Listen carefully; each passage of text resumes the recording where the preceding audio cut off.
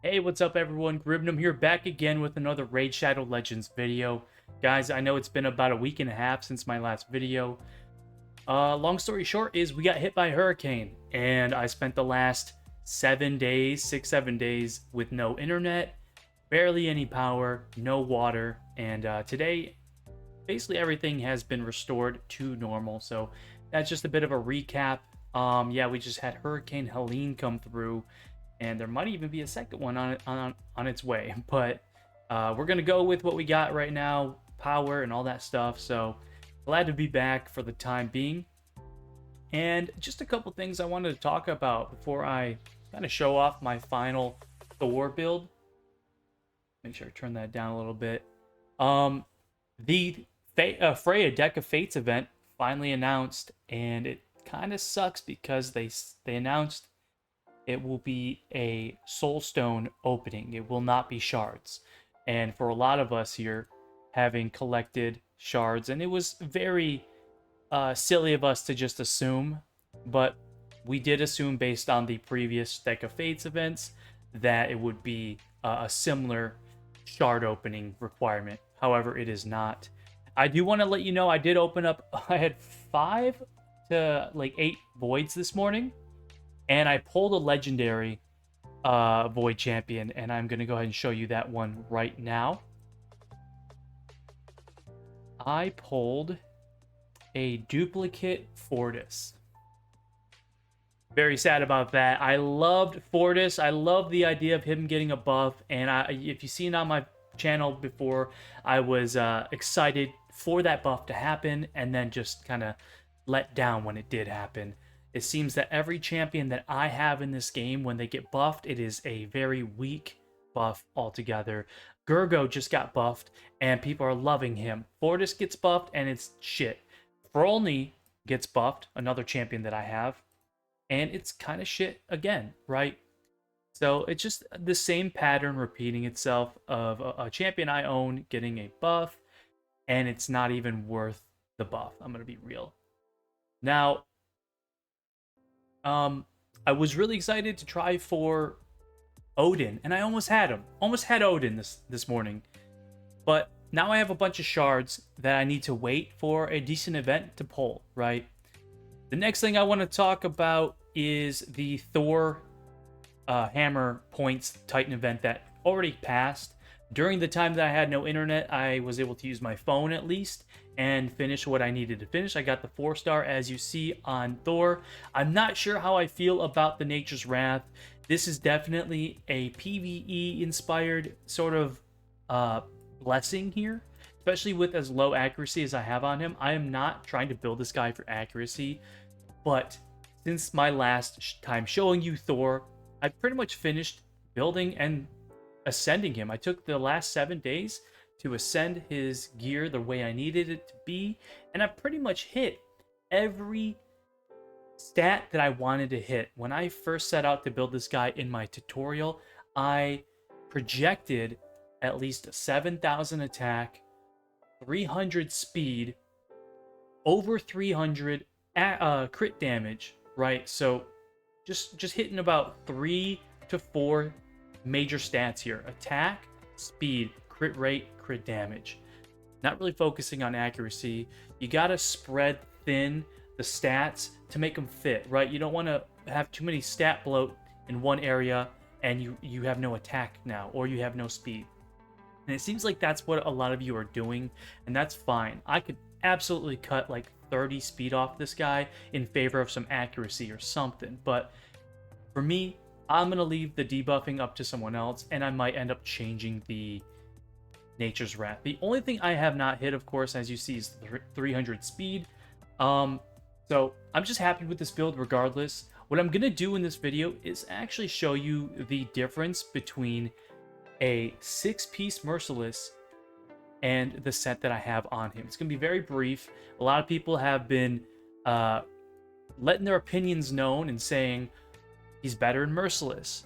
You know, any champion who's got AoEs is going to be better in Merciless. There's no doubt about that, right? You could look at Wukong and be like, oh, he's better in Merciless. But if I were to change that, then I'm going to lose a lot of accuracy and this build for Wukong is just not going to be very good. Because as you can see, the Trunda build I have right now, it's okay, right? It's not the best. Pretty good attack, I'm not gonna lie. That's some strong attack there. But what I've gone and done is set the preset here, global preset, so I can go ahead and try on the Trunda build that I have set here. Let's take a look at these stats. Losing a little bit of attack, losing a lot of speed, gaining a little bit of crit damage. It pretty much all evens out. And the main thing that people are interested in is, of course, the 35% ignore defense here. So 6-piece ignore defense right there. He's going to have a 7-piece because, of course, the amulet is already on him. I'm telling you right now, this guy hits so hard in a savage set, in a lethal set, in whatever ignore defense set you want him in, and he's going to hit hard no matter what. Of course, the 4-piece bonus, chance to reduce a cooldown when dealing damage, that is great. That is a fantastic thing to have for anybody. But I like him fast in this savage set. So we're going to start off showing a little bit of damage in this set, and then I will go ahead and just put him in the Trunda set. And I agree. I'm pretty sure he's going to do more damage in the Trunda set, but it's not going to be enough to make the build he's in now look like shit. He's not going to be in. He's not in a trashy build now, and I don't think that the Merciless build is going to be enough, good enough for me to make the change, truly. But let's go ahead and see this. I like to go to normal. Of course, it's you can use the. Hold on. Hopefully there's no more connection issues, but I'd like to go to normal to use the least amount of energy. He's gonna nuke everybody one hit regardless in any of the difficulties, but the higher the number, the better. So what I'm gonna ask you to do, if you're watching the video, go ahead to stage 12-6 normal, and I would suggest you A1 the enemies here. So I'm going to use the A1 here on, I think, Mal Branch. I don't know if that's her name. 64,000. I don't know if that was the Helm Smasher proc or not, but let's go ahead and do it another. 64, 65. Okay, so pretty similar. Go ahead, take your Thor into this stage. Use your A1. Let me know if you get 60,000 or more or less. So that's where we're at right now. So remember that the A1 is 60k on Malbranch. It's going to be a lot less on Shazar, or not. It was a lot less before. I think it was like 50 when I tested this earlier, but I guess after two to three kills, it goes up. And also his passive, he gets an invisible stack that increases his damage. So I could see why that did a little more damage there. Right, so he was consistently doing 65 to about 70,000 damage per hit there on this normal stage. Let's go ahead and use the A3. Just take a look. 270, 280, almost 300,000 there. Go ahead and finish off with this A2. 300 something thousand, nearing the 400k mark. I want to show a little bit of a comparison here with Razelvarg, who is a very good stage farmer for this. If you're just trying to level people up or get some quick silver. For example, his A1, 48,000, doing a little less. Maybe that was because there was no Helm Smasher proc, ignore defense, but let's go ahead with the A3 now.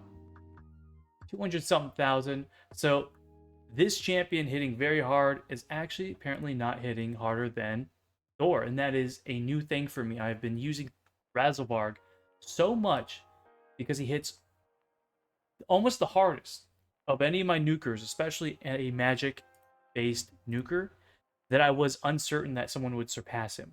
And now I will tell you, both of them are buffing themselves with the aura. Razelvarg gets damage from his aura and from his A3. Thor gets damage increase from his aura and his A3. So they both are in a similar boat here, just different builds, right? And different multipliers. Let's do this one more time before I switch over the gear.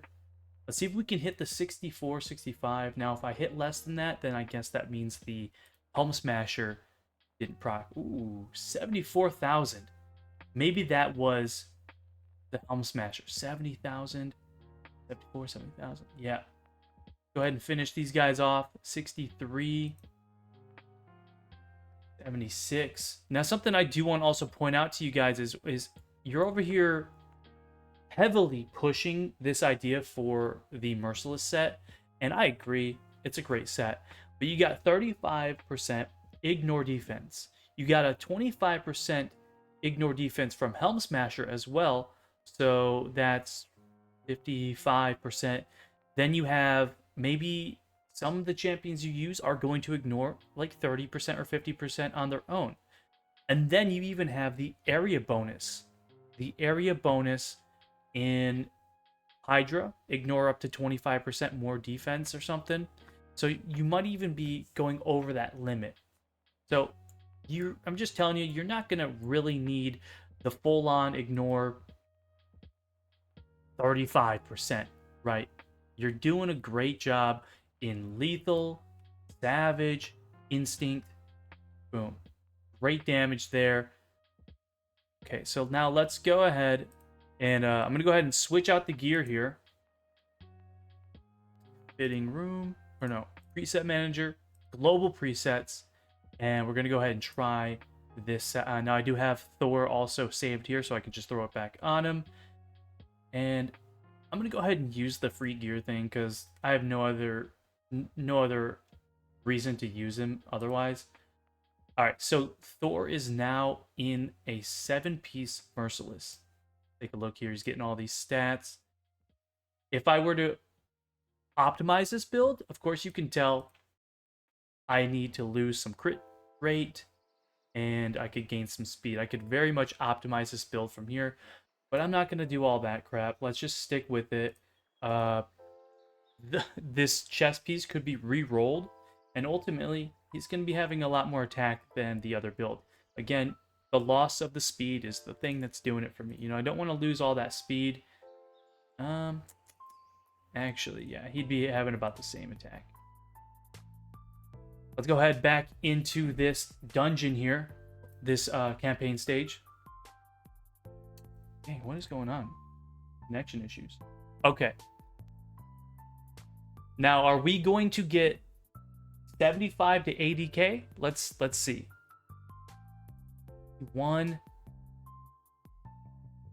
70,000. Okay, I think the 77,000. I think that was a little more than before.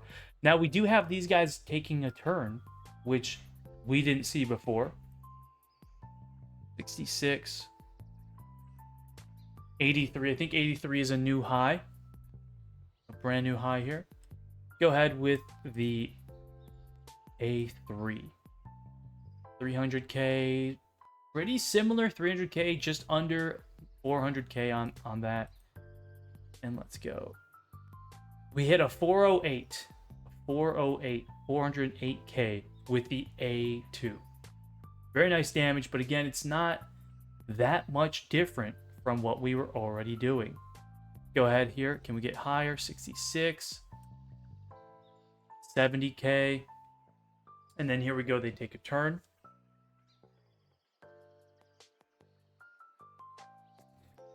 Right. So I also want to talk about how, like, should I open my shards 87? Should I open my shards on a video here once we get a good event coming up here? Because I definitely don't want to pull my sacreds that I've held on to for like a month now without there being an event. All right, let's go again with this. 200, just under 300k there. And then we're going to see if we can beat that 400,000. No, we didn't beat the 400,000. Did see that the cooldown on the ability was present there. But like I'm saying, guys, I appreciate the suggestions and the advice to change the gear, yada yada yada. because it's funny though that a lot of people who are pushing so hard saying you should put him in this and that, and then I look at their build and they have like 180 speed or 200 speed flat, right? And they've gone and pumped everything into crit damage and attack. And then they have a champion who's not even taking a turn right away, right? With this build, with my 289 speed build, I'm basically taking a turn before most of the enemy nukers are. And that's very important to me at the high level of arena that I'm in, and also in Hydra. I'm going to be doing enough damage where I need to. Very nice. But again, I really appreciate the 441,000. I saw that. The suggestion to use this set. But again, it's the people who suggest things like that who then have a broken build. You'll have a 6-piece. You'll have, like this, and then you'll have one random piece that'll be like this. Right? People will do shit like this. They'll say, "Bro, that build is trash." And then they'll have something like one piece of fucking something else on there. And I'm like, at least it's a complete build, right? At least my build's complete. But that's really all I wanted to show, guys, is a little bit of the difference there of the sets. Let me go back and go ahead and change this back now. Run back in there one more time now on the original set that I had. See if anything looks different here. 2. See if we can get about a 70, 77. Nice. The only thing I'm not hitting is an 83, 85, right? Okay, so we interrupt the Shazar. 87k there. Nice damage. Just under 300k. We saw that on the last set as well. And yeah, 385, pretty high up there, So it's up to you guys to decide what you want to do. I'm also going to make sure I put gear back on Runda here. Try on. But yeah, so I've also pulled my Arbiter out and thought maybe I'll just try to put more speed on her. She's not very fast, but if I can get the speed aura plus Mikage with the intimidating presence, that gives me like 10% more to the aura, because I think it's taking 30. It says it strengthens your team's aura by 35%, which means you have to take 35% of 30, right? And that's like 10% basically, or just under 10%. So we're adding 10% to the speed aura, which makes it like 40%. If I'm correct, then that's surprising because I really don't know.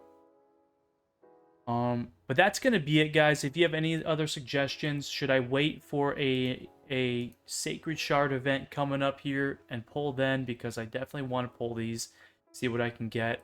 I'm also bummed that I got the Fortis today instead of something better like Odin. Let me know if you got anything good, and also let me know, please let me know what your damage numbers were in stage 12-6 normal with Thor's A1. I'd really like to know if you guys hit anything higher as this thing loads up. I'm also not going for this champion, really. Just gonna skip it. But that's gonna do it, guys. You have a great one, and I'll see you next time. Thank you. Bye.